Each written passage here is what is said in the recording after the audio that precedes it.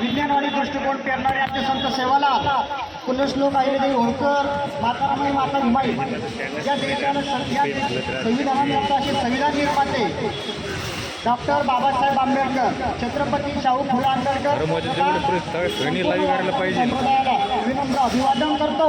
आज 12 ऑक्टोबर 2025ला मुख्यमंत्री युवा कार्य प्रशिक्षण संघटनेचं हे आंदोलन हे कशासाठी हवं असते? हा कायमस्वरूपीचा प्रश्न या ठिकाणी, हा कायमस्वरूपी रोजगार मिळाला पाहिजे या ठिकाणी हा प्रश्न या ठिकाणी आपण घेऊन आलेलो आहे।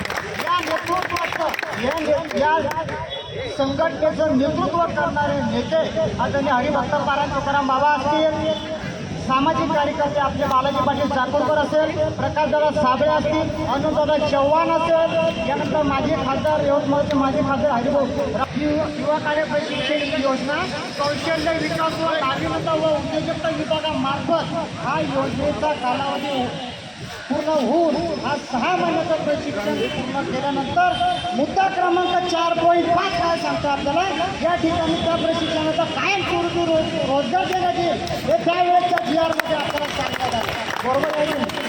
त्यावेळेच्या GR मध्ये आपल्याला सांगण्यात आलं। त्यावेळेस 24 दिवस आझाद मैदानावर उपोषण केलेलं आपल्या बालाजी पाटील चाकूरकर साहेब असतील त्यांच्या समोर, त्यानंतर सुप्रेपाड्याचे 16 दिवस उपोषण करणारे आपले जे मल्हार सेनेचे आदरणीय अजयलाल देवरे असतील यांनी सगळ्यांच्या ठिकाणी उपोषण केलं। तर पश्चिम महाराष्ट्रात सुद्धा आदरणीय हरिभक्त पारायण तुकाराम बाबा ते लढत आहेत, यवतमाळ साईडला हरिभाऊ राठोड सुद्धा लढत आहेत, या ठिकाणी कोकण आणि पश्चिम महाराष्ट्रामध्ये प्रकाराचा साबळे लढत आहेत, त्याच्यानंतर अनुदादा चव्हाण लढत आहेत। या सगळ्यांचं फलित द्यायचं असेल मित्र, युवक या प्रशिक्षणाच्या मध्ये खूप आग आहे आणि सरकारला विनंती करेल, एक राजकारणी म्हणून बोलत नाही, सरकारला